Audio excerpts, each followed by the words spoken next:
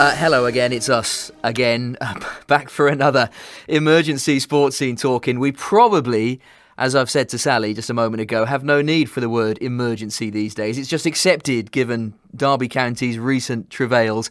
Nonetheless, we go again, and we're grateful for your company, although we wish it was under very different and more positive circumstances. We shall go through today's news. We'll bring you who said what and some of the new details we've discovered when it comes to the numbers. We'll talk about what happens now, both on and off the field, and we'll speak to you as many as we can before 7 o'clock. Before we get going, answers to questions I know will come straight away. The administrators, we did invite them on tonight, but they declined.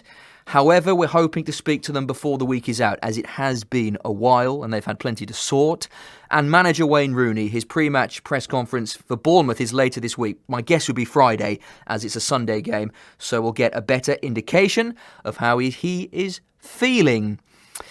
0800 145 616 81333, the text number. Derby at the front of your message at BBC Derby Sport. We're also live on the BBC Derby Sport Facebook page, if you so wish. And those of you watching will notice that Ed Dawes is with me. Ed, it's good to see you, albeit not in great circumstances. Hello. Hi, we're used to this now, though, aren't we? Yeah, we are. As mentioned, no need for the word emergency at the moment.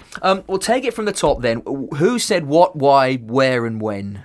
So this was a statement from the EFL about 10 o'clock this morning. They released a statement explaining exactly why they're deducting Derby a further 9 points. Obviously, that's on top of the 12 points. Takes Derby to -3 and 18 points from safety. Their quotes from their statement come out with Trevor Birch, the chief executive, who, of course, we spoke to on Sportscene at 6 at the time that Derby were given that -12. The EFL's objective throughout this ongoing process have been to ensure that the principles of the regulations were upheld on behalf of all clubs. So explaining there that they had to deal with Derby because they would have been questioned by the 71 other league clubs.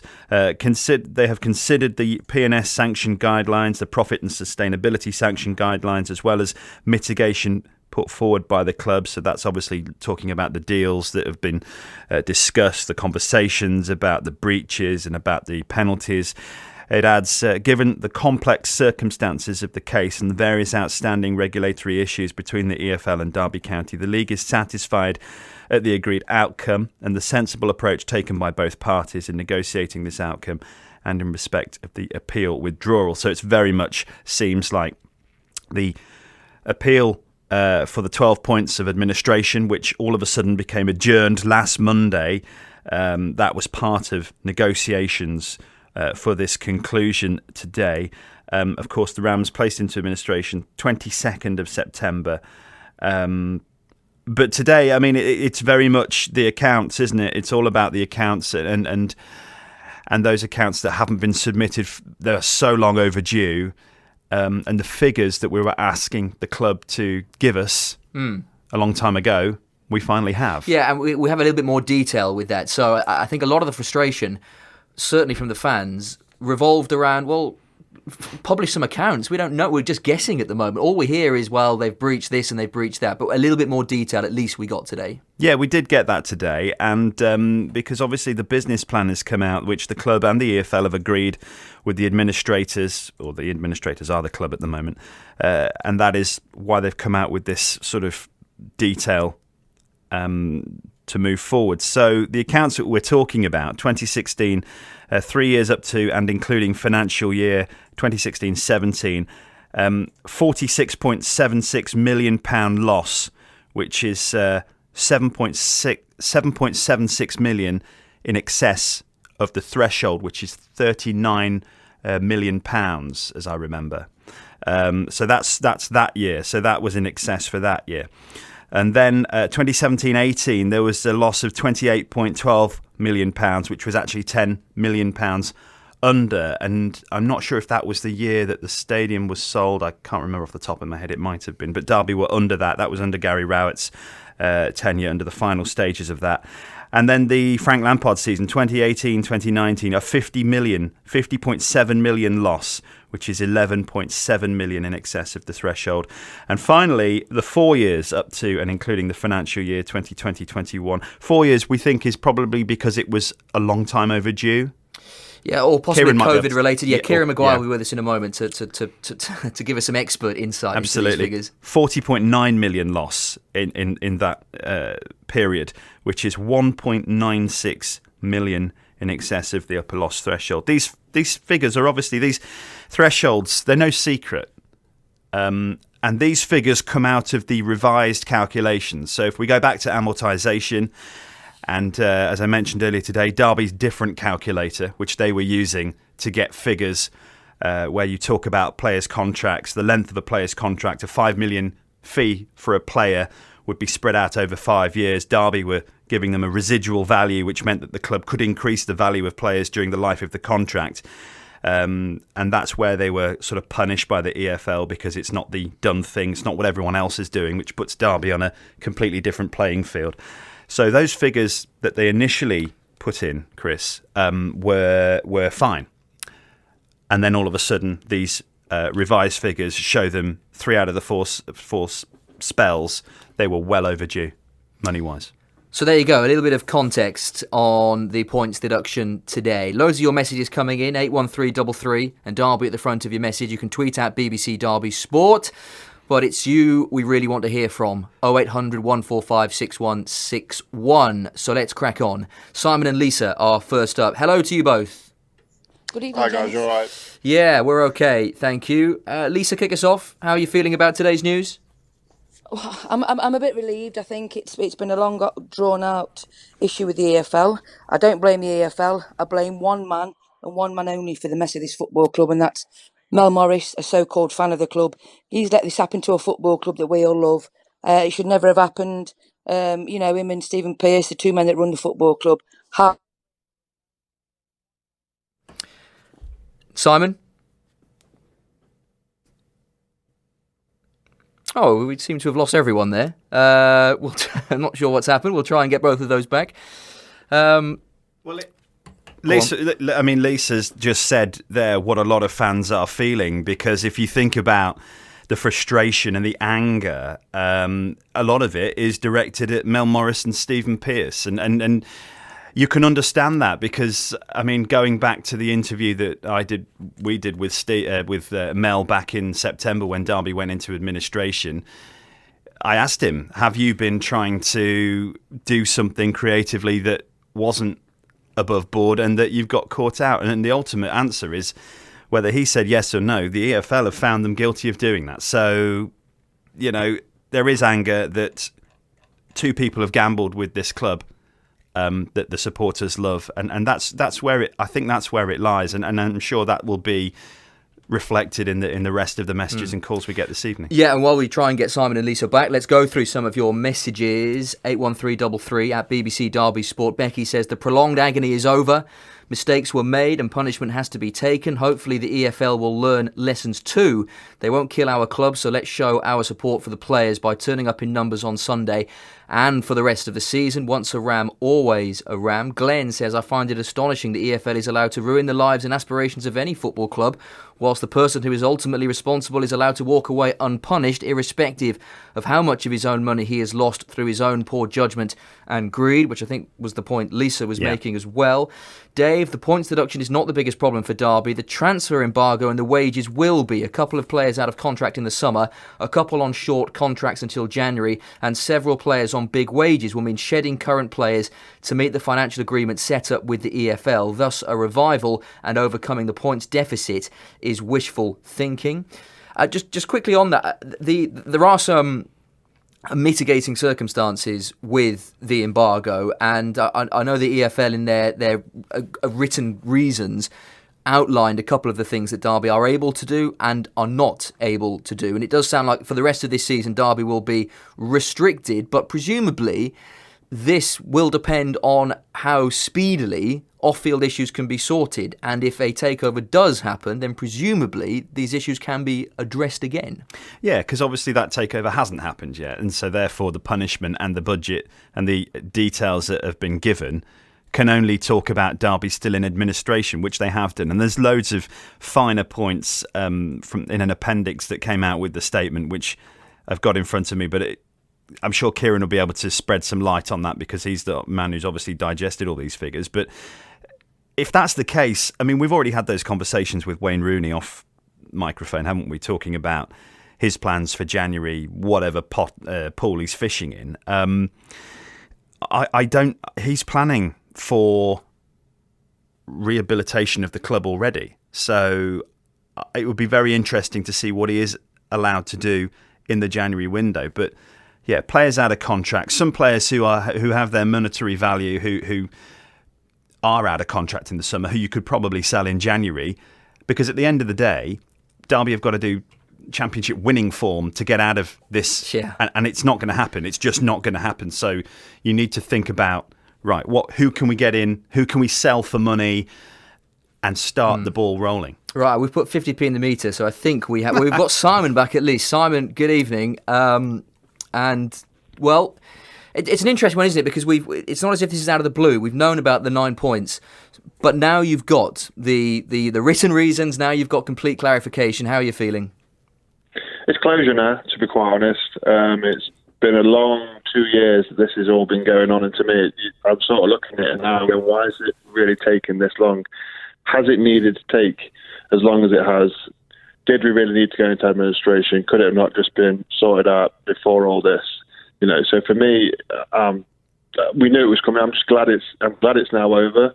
We can sort of say for 99% sure that we will be in League One next season. And we just have to try and build now. And every game we play now there's nothing to lose. So we can go out and just play football and enjoy football. I'm trying to look at it in a positive light. Well, yeah, and certainly the flavour of the messages we're getting is very much that. It's what has happened has been terrible, but the only way is up, and the only way is to move forward. Lisa, we lost you in full flow, so please continue. Some say that's not a bad thing, to be fair. No. No, I'm just saying that, I agree with Simon. It's a sense of relief. There's one man to blame for all this, and it's Mo Morris. So-called fan letting the club get in this mess. But it's about moving forward. We know what's gone on in the past. It's about pressing that reset button, getting a new owner in, and just getting behind the football club. It's the staff at the football club I feel sorry for. The players, Rooney, they've got to motivate the players and run across that white line knowing that they're virtually relegated. That's going to be tough. I know they're in, probably they're playing for their own pride, but I would imagine it's still going to be tough. But we as a fan base, we're fantastic. We will back this club no matter what league we're in. It's about having a football club to support. And let's hope the new owner comes in and saves this wonderful football club from the mess that's been left by Mel Morris. And Simon, that has to remain the most important thing. I know we can talk about the rest of the season, and there will be those that still say, don't give up hope until it's mathematically impossible. There'll be those that are already looking at League One and planning their trips to stadiums they've not been to, maybe ever. But the most important thing has to be the surviving of this football club, and making sure that it is is bought by responsible owners that make sure that the club doesn't reach this point ever again. Without doubt, we saw beforehand, we saw tire kickers, as the phrase is known as someone to come and buy the club. We don't want that now. I'm not bothered if he doesn't want to spend a load of money on the club, because right now the club just needs a bit of stability. I think I said under Philip Cocker's first season that maybe League One is what this club needs to properly rebuild. And I got laughed at by a lot of people, but that's happening now. That's the reality. That's where we're at. One thing I'm should we take, obviously there's been 3 points suspended as well. Do we just take the 3 points now and say, let's take them now? Do we then also not pay wages for just make them late a week? Take that 3 points as well? Because if we're down, we're down. Why not take all the points now and then there's nothing over our heads?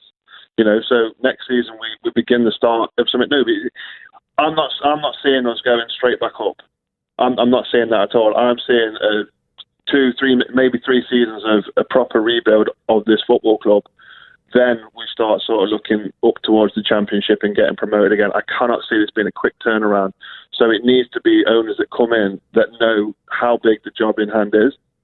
And it also needs, I think that's where they need to have a good relationship with Wayne Rooney, or if it's going to be another manager. Obviously, we don't know who's going to come in, if they want Rooney as manager or not. But there's got to be stability from the top to the bottom of the club, and that's what is the most important thing at the moment. Lisa, would you take that? If I said to you, look, you'll be back bigger than stronger, but it's going to take 2 or 3 years of rebuilding slowly but surely in League One, like other clubs have done. I know we keep mentioning Wolves and Leeds and Leicester that did spend some time in the third tier of English football, but are now all comfortably Premier League clubs. One of them has won the thing and an FA Cup. If I told you that, would you say, yeah, all right, I can take that. I can take 3 years in League One, for instance, if I know that when we're back at this level again, and hopefully higher, it'll be on far more stable footing?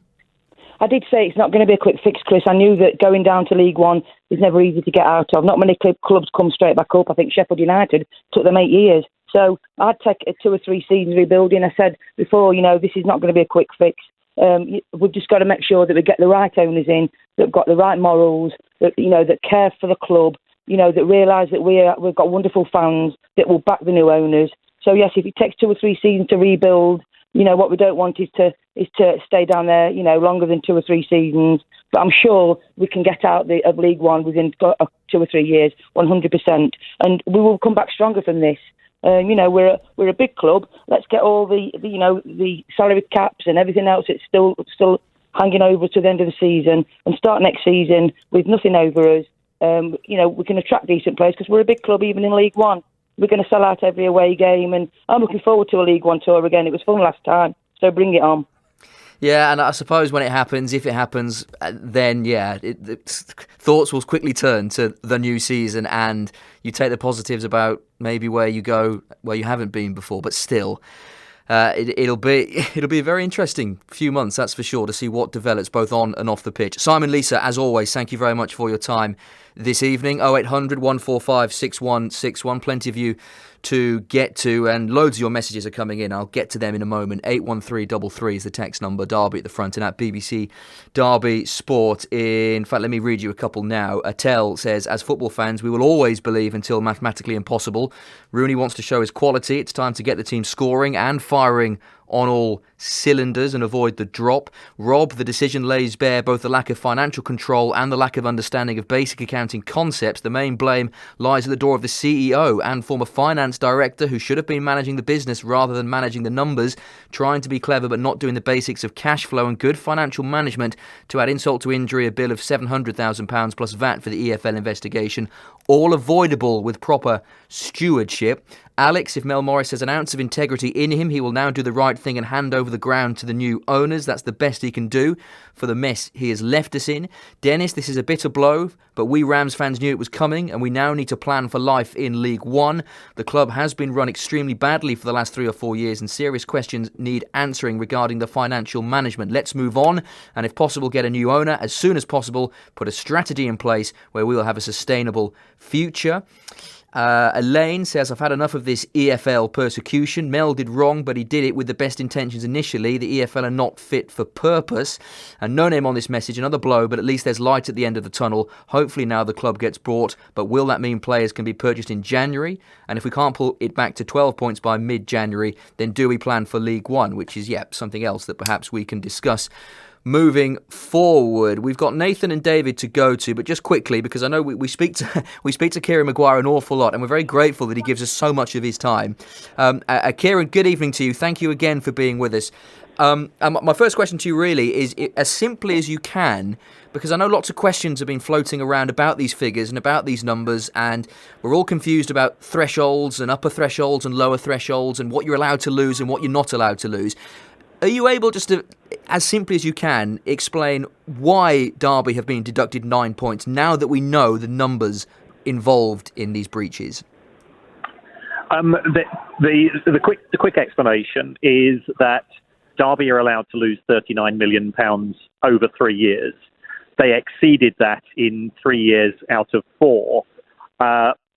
In order to prevent a very long and extensive investigation, I think the administrators said, we will take 9 points now on the chin, and the whole thing then gets bottomed out. So it's on the back of the wage bill and the other costs of the club significantly exceeding the money that was being generated through the normal sources. So this isn't so much you've broken it by this number and therefore it is this punishment. It is more of I suppose that's why they've been talking for so long. It's an agreement that both parties are happy with, and Derby are thinking we can't afford this to drag on because A, we want to sell the thing, and B, we might end up with a worse points deduction. Yes, I mean, if you take a look at the Birmingham City ruling a couple of years ago, that was down to sort of the very penny in terms of their excesses. As far as Derby are concerned, because it has been lingering for a long period of time, because Mel Morris decided not to publish the account, so therefore that made it more difficult to assess the numbers. I think the administrators have just taken a practical approach, and now they can go to any prospective owner and say, we know exactly what you're buying in terms of the number of points. Now, whether they can also start to factor in the stadium as well, whether Mel Morris will give up his rights to it, because otherwise it does again make the administrator's job more difficult. And if Derby County fail to pay the unsecured creditors at least a quarter of what's owed to them, then there was going to be a further points deduction down the line when the club comes out of administration in a few years. So I think that's another issue which now will have to be addressed, and now the ball's very much in Mel Morris's court. And what have you made of these figures, Kieran? We've been waiting for such a long time to see exactly how bad the situation is. I know we haven't got a complete picture, but we now know the breaches. When you saw them, what did you think? Were you surprised at some of the numbers, or maybe not? No, I think they were broadly in line with expectations. The year in which Derby sold the stadium, that prevented the club from being significantly over the profitability and sustainability limits that year. But you can't sell the stadium more than once, so it was very much a one-trick pony. And the numbers started to improve. They started to taper down over a period of time, as eventually the club started to obtain control over its costs. Yeah, fair enough. And putting the club into administration that Mel did, when you look back at that decision and see the 12 points taken off and then the 9 points taken off, I suppose a question has to be asked as to why why that actually happened. Because if 9 points were always coming down the track and he probably realised that, then plonking the club into administration seemed very, very premature. Now we know what we know. Can we look back at that decision and think, well, the timing was a little bit surprising? I don't think so. I think Mel Morris didn't want to. He'd got the club into this situation through his financial mismanagement. The only way that the club could continue is if he underwrote the losses and continued to pay the wages, and he made the decision that he was no longer willing to do so, and therefore passed that particular problem into the hands of somebody else. Fair enough. And finally, Kieran, because I know you have places to be, the next step for Derby and the administrators presumably will be to firm up with a new owner and to get a couple of preferred bidders, I think is what happens next. And then we go through presumably a whole new process as to a fee for the club and the creditors being paid and all the rest of it. So can you give us a brief timeline of what might happen next? Yes, what will happen is that the administrators will sell the assets of the club, and then from the proceeds of that, some of the creditors will be paid. And there has to be enough money to pay off all of the football creditors, all of the mortgaged or secured creditors, and 25% for the remainder. And once that's achieved, then Derby are effectively free in terms of future points deductions. That's estimated to be a significant amount of money. The numbers that we've seen bandied around are around about £60 million, which seems high for a club in League One, if we're honest. But then it's up to the administrators to try and negotiate a promise, sort of on the basis of Derby are a big club, they do have potential, and if they can sell that particular dream. But I think that will be quite a challenge for them. Yeah, plenty of work ahead, that's for sure. Kieran, as always, it's very much appreciated. Thank you very much for joining us. Thank you. Football finance expert Kieran Maguire there. Before we go to David and Nathan, Ed, a sentence there that I'm sure fans would have picked up on, assets. And Derby's assets in January will be, I'm sure, interesting clubs. We've seen it before. Derby did it themselves when they pinched David Marshall from Wigan, Nathan Byrne from Wigan. Clubs will be looking, I'm sure, at Derby's situation and thinking, I wonder if we can snaffle a Jason Knight for not much, a Max Bird for not much money, Louis Sibley, Tom Lawrence. And in Derby's situation, it's going to be very interesting as to what the administrators will look to do, because as Kieran says there, first and foremost, it has to be about paying the creditors rather than anything else. Yeah, I think that kind of thing, you're thinking fire sale of assets, and you just hope that isn't going to happen. But if it has to happen, it has to happen. I mean, Derby fans are bruised from all the kick-ins they've had from these decisions over the last couple of years, so it wouldn't surprise me that this kind of thing happens. You just want to hope that it's the players who are the most value who do leave to prevent more than one or two going. You've also got to look at the kids coming through as well, and those who are on the fringes, and that's where you've got to think that Derby's future is bright with additions. But it's always going to happen, isn't it? It's always going to happen that when you get into this situation, there are going to be more tears. And as long as, and you know, we've seen redundancies at the club, and the normal man and woman on the street, we don't want to see any more of that. So if it means that they have to sell Jason Knight, Tom Lawrence, Louis Sibley, all of them, if it means that has to happen, but the club survives and the people keep their jobs who are left, then that is what has to happen, isn't it? 0800 145 6161. That's a free phone number. Your thoughts on today's news, much appreciated. 81333 if you want to text us. Derby at the front of it at BBC Derby Sport. Let's go to Nathan next up. Hello, Nathan. Evening, chaps. Evening. Evening. What do you want to say? Well, first of all, I'd like to apologise to all Derby fans out there for the last time I was on and I backed Mel Morris, and I said I'd walk arm in arm with him to ground, because that was a bit of a silly thing to say with all the information we've had since then. So I will bring my stocks to the game on Sunday and put them in with tomatoes as long as they're not tinned, okay? That's very good of you, yeah.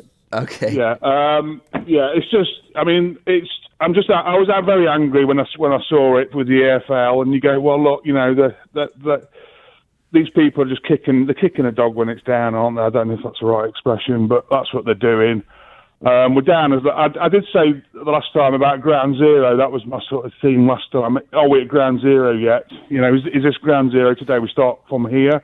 I don't think we're even there yet. I think there's worse to come. You know, the way I'm feeling. But what I'd like to say is, you know, I thought six wins is basically what we're behind. I'm looking at Peterborough in the table, and we're 18 points behind, which is 6 wins. I mean, can this side gain 6 wins on Peterborough? That's the question by the end of the season. We've got to have the same amount of points per game, but pick up 6 wins extra from somewhere. That's how we've got to look at it.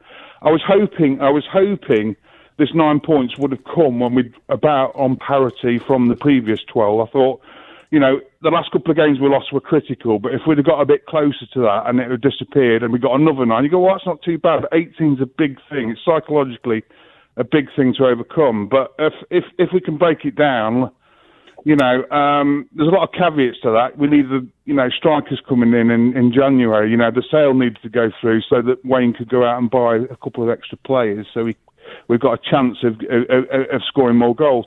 And I think there's a way out of it. But then we see this embargo that they put on as well, which has completely blindsided me. That they've stuck an embargo on us. Not only are they kicking us with the points, they're kicking us with another embargo. Yeah, well, the embargo, how's going to get people in? Well, quite. I mean, the embargo was in place long before today's announcement, and it carries less importance because we're out of a transfer window, clearly. But when January rolls around, then it very much comes into play, unless something is sorted off the field. And that's still, I think, when we catch up with the administrators, we'll ask. That was the plan. Whether or not today's decision has just increased that possibility of something done in January. I think if it is done by January, I don't know. My hunch is we'd all be very surprised because it feels like there's lots to sort. Nathan, you talk about the wins needed. Derby have won 3 games in this championship season. 3 wins in 17.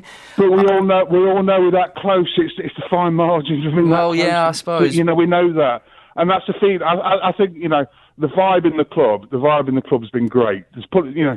What we're saying now is, look, you know, the way, look at the way games have been going to packed, you know, and the atmosphere that's been going, and You know, it feels like, I mean, I remember the 80s when we took 13,000 to Notts County, and those days are gone now with the terraces. But we did in the old third division, we took 13,000. I mean, the older fans will remember this.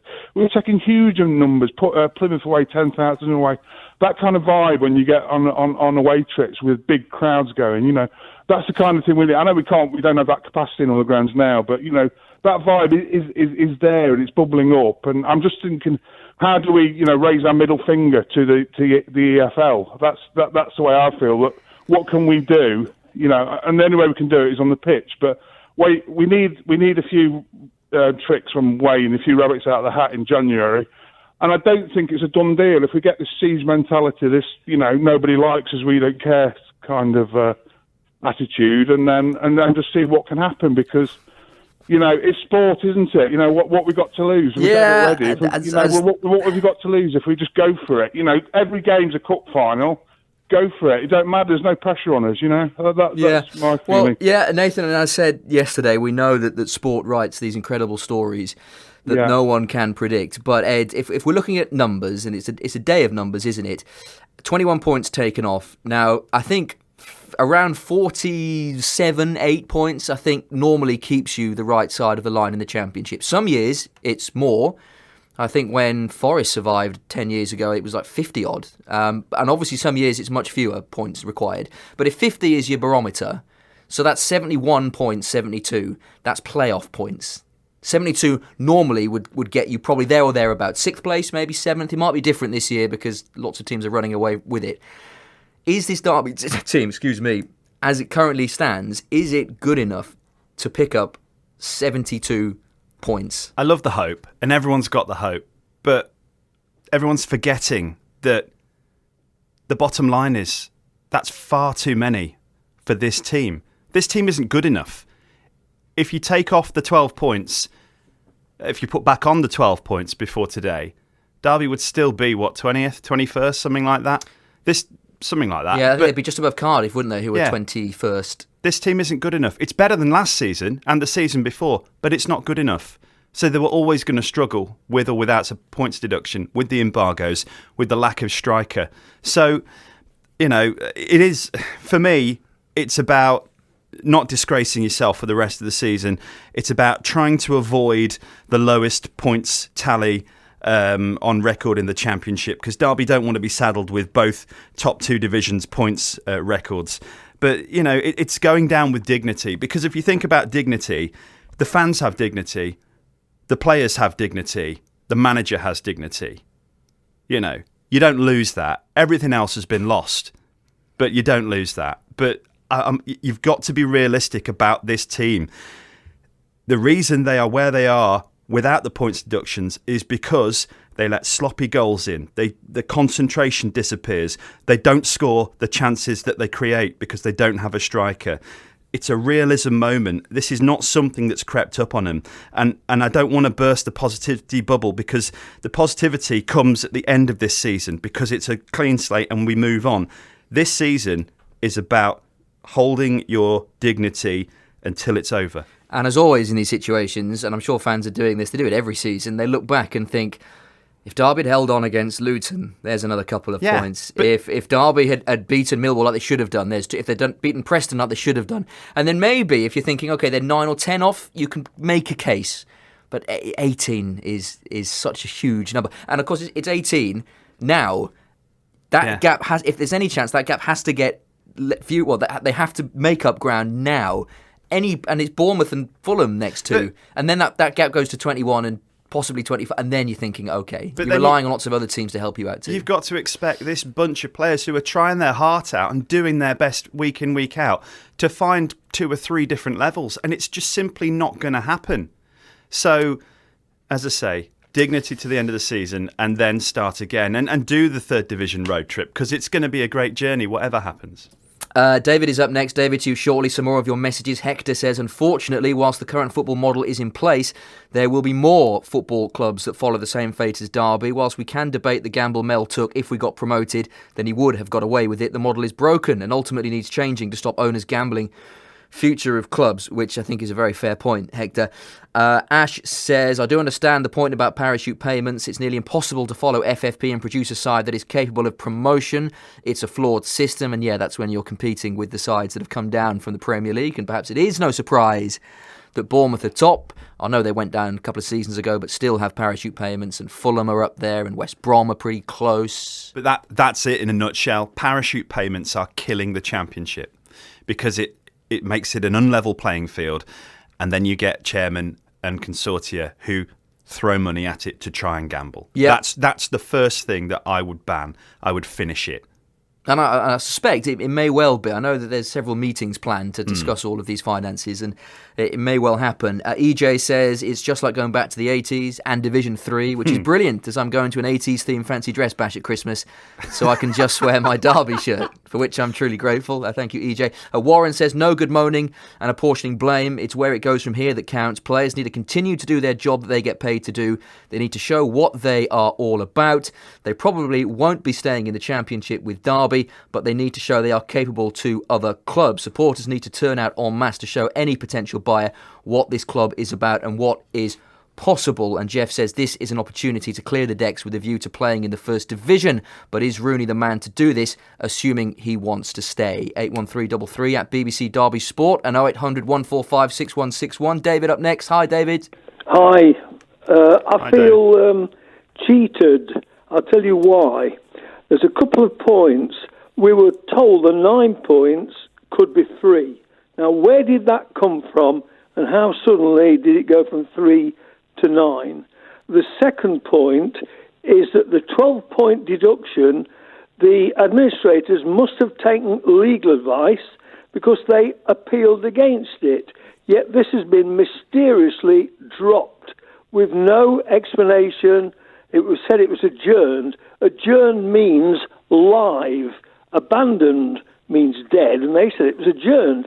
Therefore, those two things have really annoyed me, and nobody has ever come back with any sensible explanation. Maybe you ought to ask the administrators that when you see them on Friday. Yeah, I think the rumour of points deductions never came from the administrators. It never came from any official source. I think it was just rumours, weren't they? They were just several sources that came back with lots of people were closing their eyes and sticking a pin in and thinking, well, that'll be it.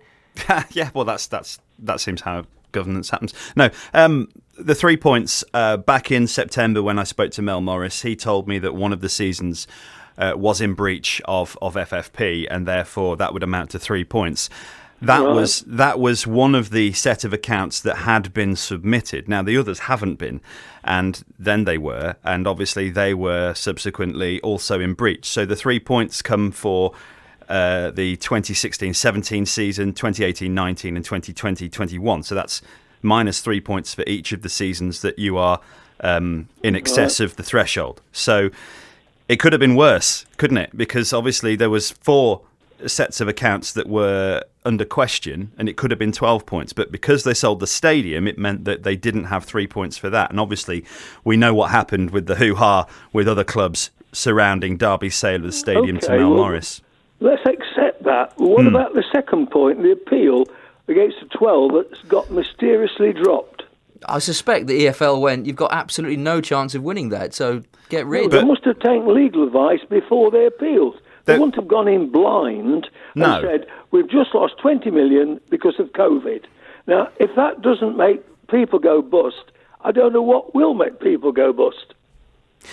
I think you're right. I think legal advice would have been taken, but I also think that to adjourn that appeal, it was part of the deal, wasn't it?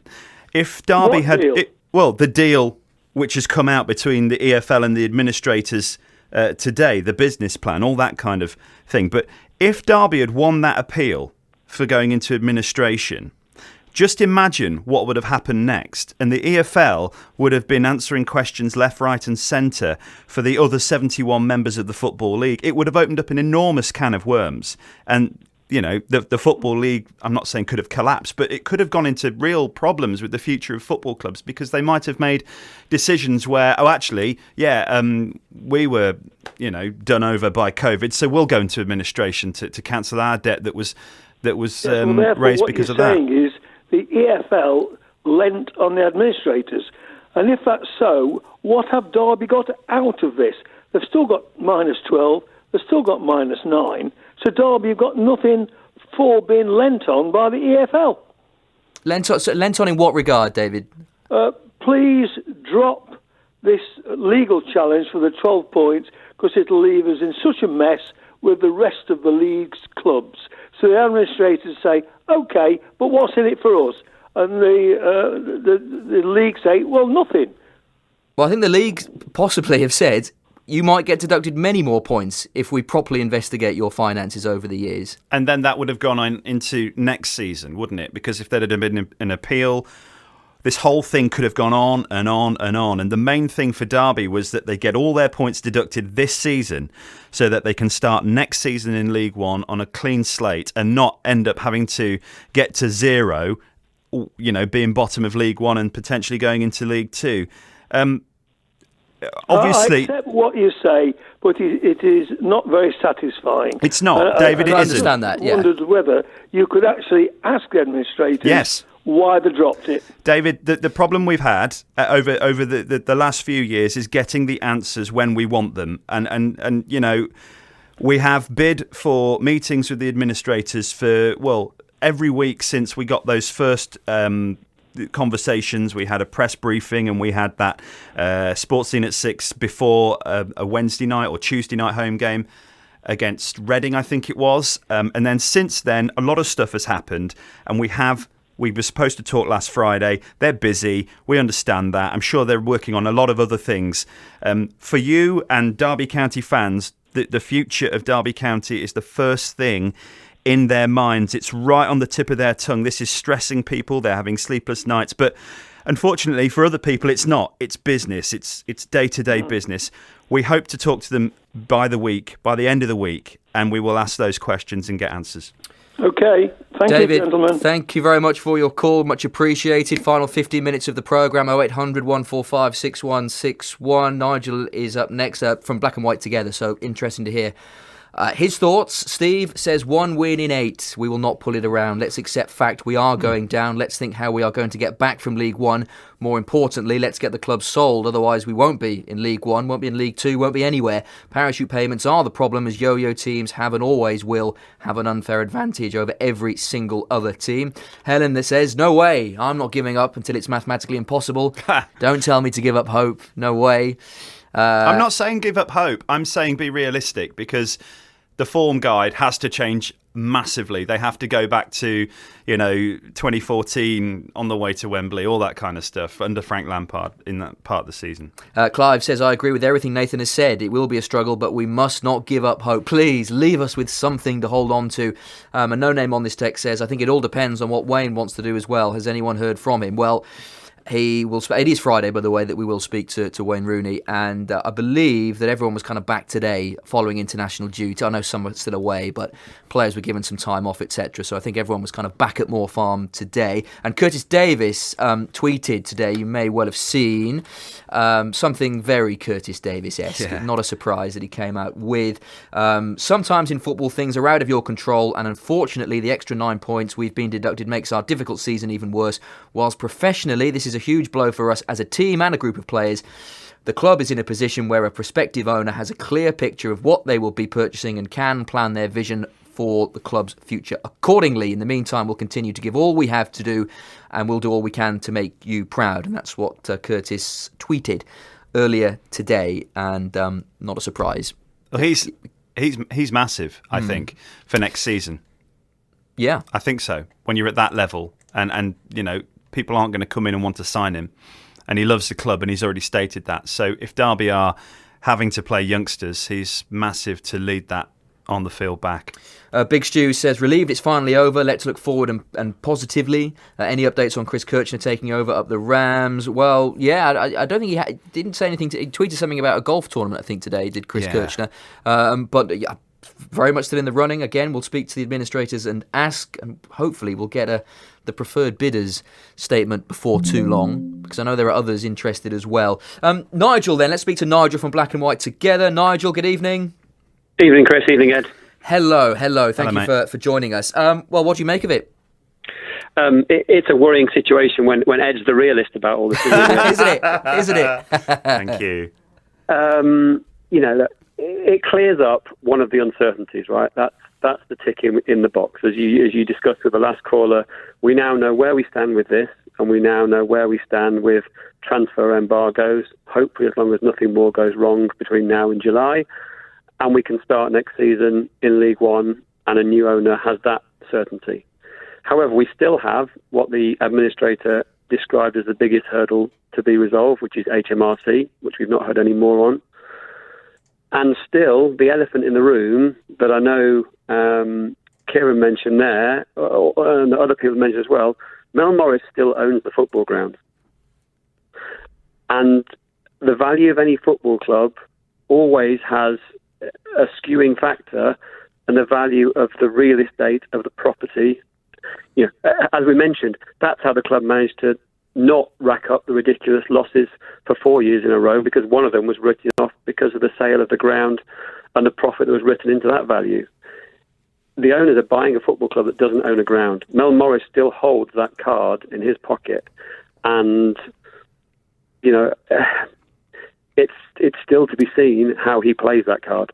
And that is a point, Ed, because when the administrators have spoken to us and we've asked about the stadium, and Nigel, I dare say to you guys as well, they've always been not concerned about that. That they've not, and I know they're not likely to portray if there are any concerns, but they seem to think that side of it won't be too much of an issue. I think Nigel makes a really fair point that anybody coming in will want the asset, the main asset, which is the stadium.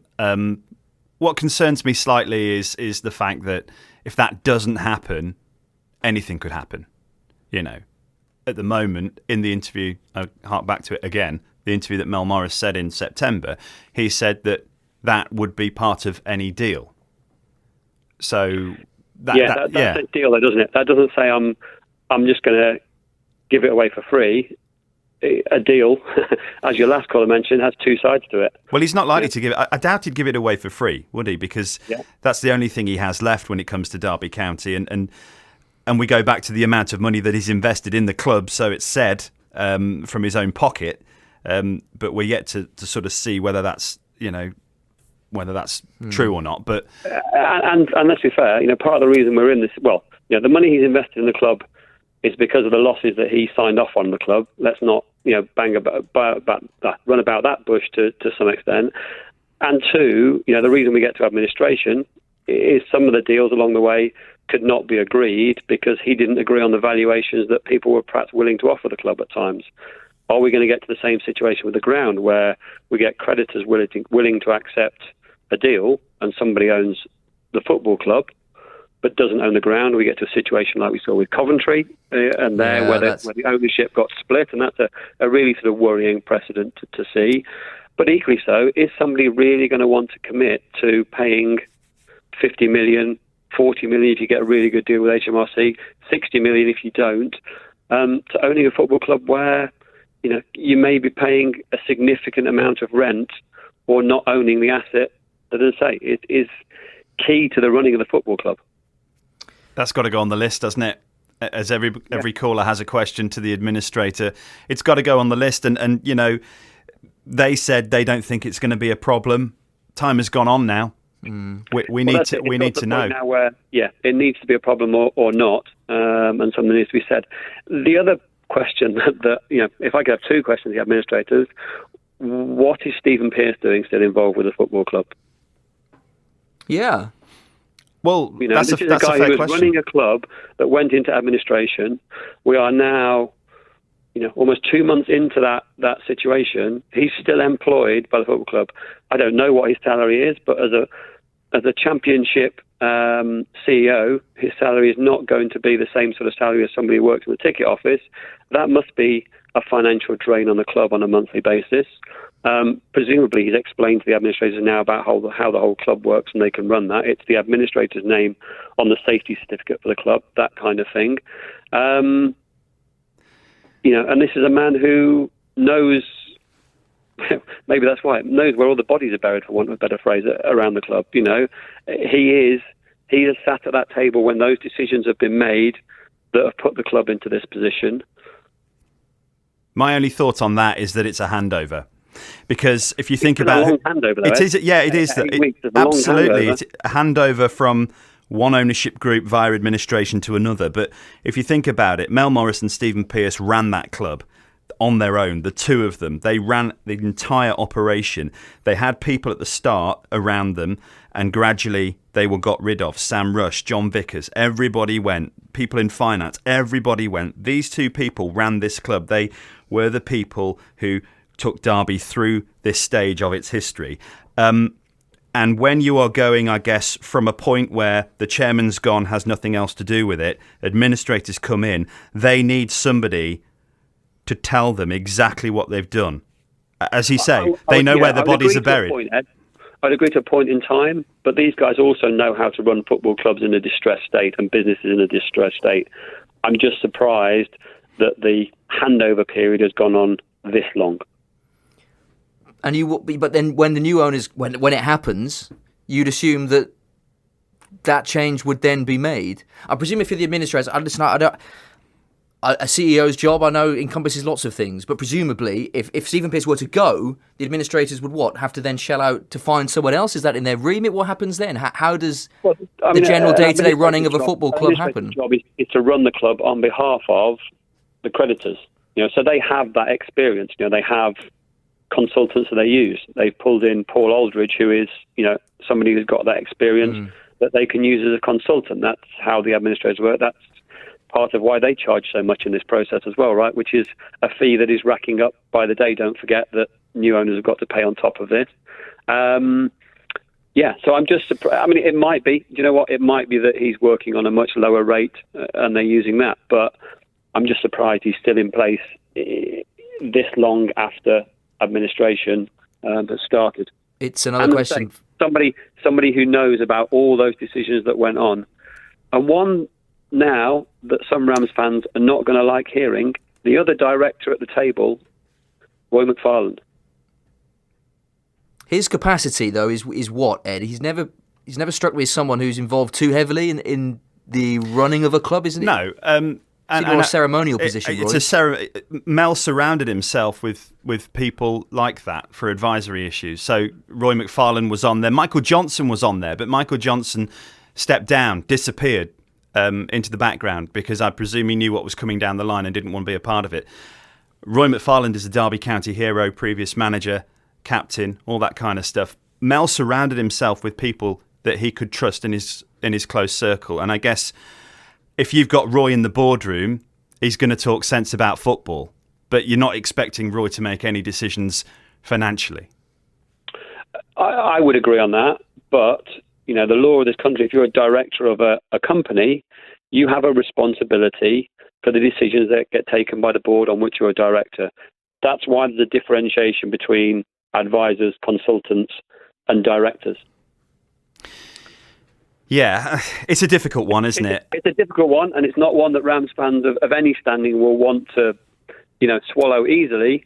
But the three directors of that club when it went into administration were Mel Morris, Stephen Pearce, and Roy McFarland. But I guess, Nigel, and I know we're coming close to the end, but I guess, Nigel, Roy was like many of you, swept up in the whole sort of hope and anticipation of Derby getting back to the Premier League. And if you offer him a job to be at the top table, he's not going to say no, is he? He's going to go, I would like to be a part of that.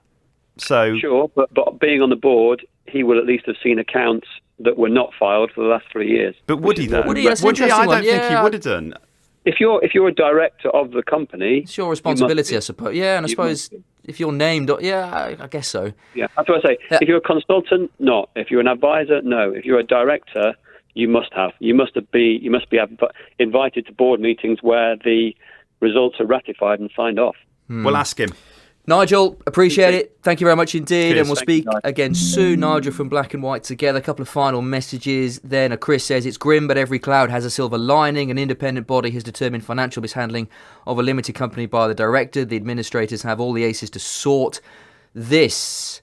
And there we go. As expected, the hour has absolutely flown by. We shall see what the coming days and weeks develop. This is not the EFL's fault. I mean, Nathan said earlier, he was talking about the EFL and his fingers and stuff, but this is Derby County. They've done wrong. The body who governs have punished them and they've kept their face by punishing them with the rest of the 71 clubs, and now it's time to move on.